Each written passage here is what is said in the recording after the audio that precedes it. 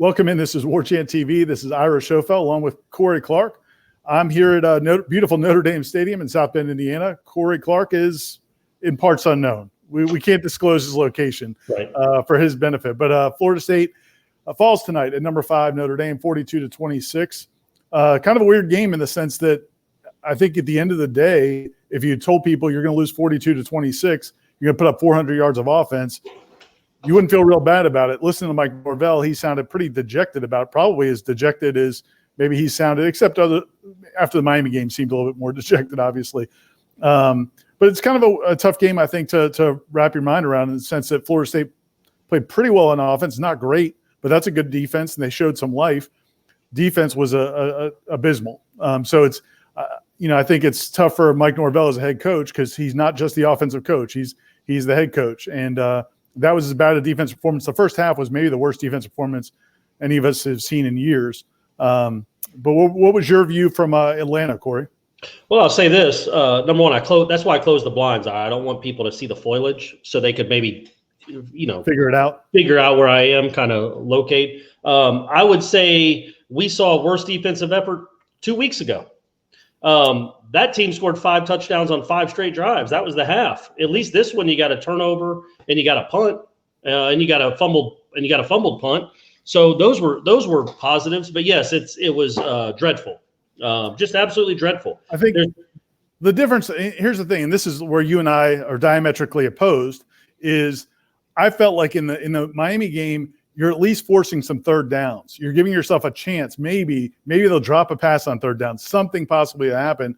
Here they come out tonight, and it's 45-yard run, 65-yard run, 48-yard run. I mean, you don't even give yourself a chance. So to me, it was even worse. Now, I guess it's pick and miss, man. Yeah, it's trying to choose. I mean, it's just the prettiest lizard. It's just disgusting, all of it. I thought. Even their punt came after a kid dropped a wide open, and they missed a field goal when the same running back dropped a pass. So they didn't really force much of anything. Notre Dame, I think they averaged 12 yards a carry in the first half. They had 20 carries for 240 yards. Now, look, there were some positives, and we'll get to those. But you can't look like you did on defense and then come and watch this show and want to hear us talk glowingly about anything we saw. That'll come later, but you certainly don't lead with it because what you saw the first 2.5 quarters of that game was an absolute travesty on defense. I mean, there's nothing redeeming about it. It's not like, they're just not talented. They're there, they just don't wrap up. Or they're trying as hard as they can, or they hit hard, even though it's 12 yards downfield. There's nothing redeeming. They don't set the edge. Those counter plays, how many times did you see a guy just run untouched? Like that doesn't happen in college football. It was like watching a parade. Just like everybody just parts and they're going right down Main Street. Look at those. They had 1, 2, 3, 4, 5 drives of 73 yards or more in the first half. And again, one of the punts came after the guy dropped the ball. That should have been an easy first down.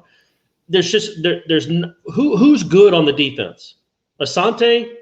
I feel like he's played well, and I thought he played pretty well today. I thought he got a little push there on the big completion he gave up, but I think he's playing, and I think Amari Gainer plays. He's active. Yeah. And at least they're active, right? At least they go and try to get to the ball. I joked about it on the call-in show. Like, would you be able to notice if Corey Durden had opted out back in July? Would you be able to notice a difference in this team? Like he's a guy that wants to play in the NFL. And maybe he's hurt. Maybe he's still not 100%. But by gosh, he has done jack squat. Marvin Wilson's supposed to be an All-American. Nothing. 0. And whether you're getting double teamed or not, and that is an excuse to an extent, I don't think they were double teaming him a ton. Those guys do nothing. And then on top of that, it's linebacker play leaves a lot to be desired. I thought Emmett Rice played a little bit better in the second half. But the freshmen, I don't even know. That might have been the only play Lundy was on the field for.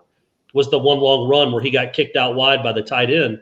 But what is redeeming about this defense at all from what you saw today, Ira, aside from what they did at the end of the game? Yeah, the defensive line, there were times where they competed. I mean, I thought J-Rob, and this is where we're at right now. Yeah. It's like you see a play here or there where you're like, well, that was a pass rush. Well, wow, that was actually, he affected the quarterback. And that's kind of where I was at, with the whole thing, the whole debate about how they cover is, if you can't get any pressure on the quarterback, Ian Book literally could have sat back there all day. And he's athletic enough that if there is a semblance of pressure, he can move and buy some time. But it's just they don't do anything to affect the quarterback. And then in this game, they didn't do anything to slow down the running game either. The young linebackers is a factor. I mean, Lundy was out there on that play. Steven Dix was out there on that long run as well. Lundy did get back in some. Okay. But he's a freshman. Steven Dix made some freshman mistakes as well. The problem is the older guys don't play well either. I mean, I think it was on the first drive where Leonard Warner, I think, ended up taking Emmett Rice out of the play. They're just their linebacker play is horrendous. So, and that's the thing. We talked on the pregame show when Jeff and Tom had me on the pregame show. They asked me what I wanted to see today, and I focused entirely on the offense because I just don't think the defense is going to get better this year.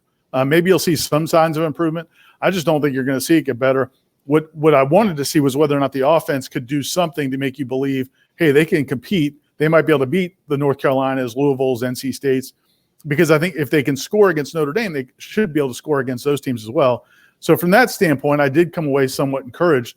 To your point, we did, Mike Norvell did talk about the way the team didn't quit at the end. And again, I mean, I know people are just pulling out their hair when they hear, platitudes or positive comments about the defense not just giving Notre Dame another touchdown when they're down 16 in the last 30 seconds. But it is something. When you have nothing to hold on to, that might have been the one thing. I liked it. I mean, I liked he was calling timeouts, and I even texted you, like, what is he doing? Why was he elongating this game, extending this game? And then it occurred to me, oh, wait, he's still trying to win the game, which I do think that matters to the players. I do think that maybe that matters to them, that they still were only down 2 scores, and their coach had not just waved a white towel. Like usually this team waves a white towel midway through the second quarter. These guys didn't do that. A lot of that has to do with the quarterback, and we'll get to him in a second. But I did think that was a positive. I think when you're trying to build something, Jimbo did this in Oklahoma, although that game was much more out of reach, his second game, where he was calling timeouts on EJ's last drive, and I think they scored on the last play of the game, some crazy 40-yard pass. But he was calling timeouts even down 35 points with 10 seconds left. Norvell was still actively trying to win the game. He was still spiking the ball, clocking the ball on that last drive with Blackman. I think that says something. I think there's a little message there. I think the fact that he was so upset afterwards is a good sign. Like I was like you. I thought he'd come in and be like, hey, guys, not bad, right? Like I would have. But I'm like maybe the competitor that Mike Norvell is apparently, because he seemed devastated, which is good. And I think obviously some of that has to go to the defense. And you're right. You're not going to be able to sign new players. You can't trade for anybody's defensive line. You would like to see something get flipped where a mindset changes or something. There's no pursuit ever. It's not just that they take bad angles. They take bad angles slowly. And that's not really a good way to win college football games. Part of it, though, is that you look around, man, look at college football. I mean, Alabama gave up 650 yards tonight. This is kind of going around, but still, that's no excuse. Notre Dame isn't this good. Notre Dame isn't – I don't think Notre Dame's going to be lighting up teams the rest of the season. They're certainly not going to average 12 yards a carry against other ACC teams, I don't think. I hope that those guys up front and the front seven and the whole coaching staff, everybody was just completely embarrassed by what happened in that first half, because that was an utter annihilation. It was an emasculation. 12 yards a carry. Tony Dungy kept calling out, why don't they just run the counter? They haven't stopped it yet. And he was right. Every time they ran the counter, it was like Florida State had never seen it. They got anything they wanted, and they got 8, 12, 40 yards every time they ran it. Yeah, at halftime, they had 365 yards of offense, and I think they were averaging over 12 yards on first down. They'd only had three third downs in the entire first half with 365 yards. And only converted one of them. Hey, there you go. Third down. When they hear that, man, they ramp it up. But I would say this, man, like the last, 5-6 times we've seen this Florida State program go into a game against a good team, let alone on the road, they have not competed for 4 quarters. This team, I thought, competed for 4 quarters. And I know, Norvell didn't want to talk about moral victories, but that's a step in the right direction. There were a lot of individual steps in the right direction also. Tamorrion Terry, that was the best he's played. I honestly thought that was the best he's competed in a game since he's been in Florida State for 4 quarters. I mean, he even the 2-point conversion he didn't catch, he made a great play on that ball. I mean, he really has changed his style. The last 2 weeks, he was very disappointing the first 2 games. Everybody was asking, like, why did you even come back for this season? And these last 2 weeks, he's really impressed. LaDamian Webb is impressive. I mean, I think that's the thing. Like, as I was sitting there, I almost tweeted this during the game, but I decided to save it for something I'm writing and to say it on here. But I think right now, I think you have a quarterback that you can win with in Jordan Travis. You've got a running back in LaDamian Webb I think you can win with. You have a receiver in Tamarian Terry you can win with. And that offensive line can play. I mean, they can play. If they played against that defense, they can play well enough that you can move the ball against most teams. Those are 4 things that we didn't know they had 2 weeks ago. Yeah, and by the way, what did Travis say about his hand? He said he's fine. He thinks he's fine. He said he's fine. I don't think he was going to tell us anything different. He said he's fine. He thinks he'll get some treatment and be ready to practice this week. Because to me, that's everything. If we find out on Monday, oh yeah, he broke his hand, he's out 6 weeks. There goes all hope.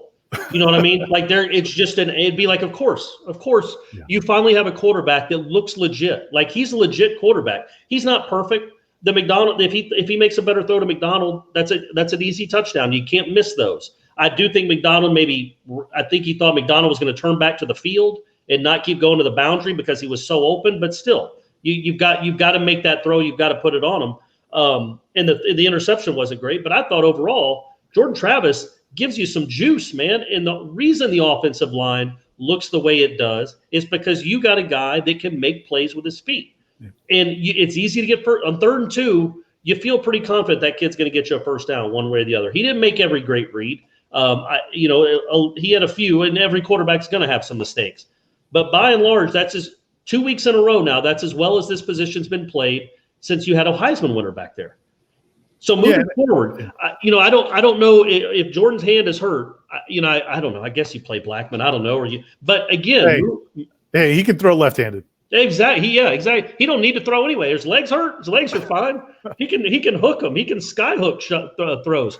But I think moving forward, again, you see what this offense can look like.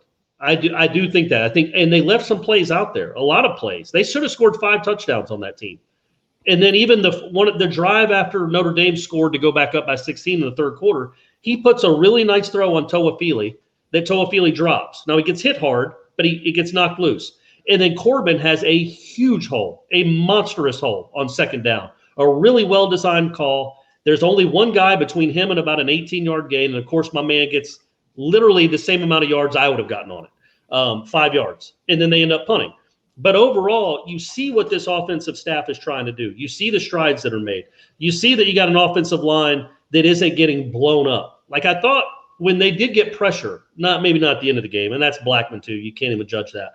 But when they did get pressure on Jordan, sometimes it was by stunts and blitzes where they picked up the wrong guy. And it was communication errors, not just straight, oh, I can't block you, treat me like a little child and throw me into the quarterback.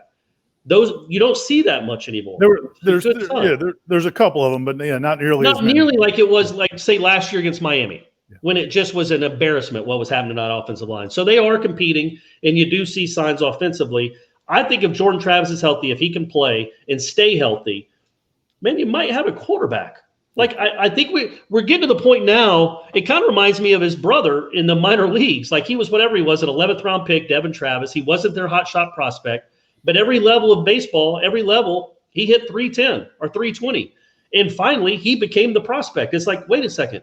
Why do we keep trying to promote these other guys? This kid keeps hitting 330 and slugging 520. He should be on the major league team. And that's what happened. The Blue Jays finally realized, oh, yeah, this guy can really play. Maybe we're getting to that point where Jordan Travis, we're like, oh, okay, this guy can actually play. He can really play. I don't know that anybody else is going to total 300, like 200 yards passing and 100 yards rushing against that defense like Jordan Travis did. I think that's I think he's a pretty unique kid if he can stay healthy. And not to be all positive here, but man, I love LaDamian Webb. Obviously it's some nice runs, but the one where he gets the pitch, and he gets just obliterated as soon as he catches the ball. The guy just sends him sprawling. First of all, he held on to the ball, which was impressive. Second of all, man, he gets right back up and he goes over to Jordan Travis and like tells him, hey, I'm good. And then there was another situation where there was a third down play, I think a 3rd and 5, and they were going in. He had a couple of nice runs, and one of the other running backs starts running onto the field. LaDamian Webb puts up his hands, is like, no. And he like starts pointing at him, telling him to get back on the sideline. Like, I mean, that dude it's infectious the way he plays. And I think that's going to be a positive thing going forward. Now, you want him to, every now and again, he can let somebody else play. I get it. But what I like about him is I didn't like that they gave him the ball right after he got crushed. No, I didn't. I didn't like that play call either. I didn't like that play call because he was but he had the blocking downfield. He pushes guys out of the way. He pushes guys off the field. In that touchdown run he had, he just made that look simple. Like, I think other running backs get knocked out at the 2. And he's like, no, I'm just going to bowl right in, and it's not going to even be close. He is a football player. He is a straight-up football player. I don't know how many guys from this class are, this 2020 class, but he is. He's going to be – I think he's going to be nice. I think him and Jordan together, or if it's Purdy later on down the line, I think that's a really nice combination. I still think Toafili's he only had 1 carry or 3 carries, but he had a nice catch. I think that guy's the difference maker too. Last thing, I think from a competitive standpoint, the fact that they did compete, I think is positive. I think he's finding guys he can compete that will compete. The other thing I think he's doing is he's still continuing to lay down the law. When guys had crazy penalties, which there were a couple more tonight, man, they go to the bench and you don't hear from them again. Yeah, because Corbin only got 1 carry after. That was the one. Yeah. I think that was the one play he got after that running into the fair catcher. And then the Woodby thing, yeah. I don't even know how you explain it. Like, it would make more sense if he tried to blast them into the stands.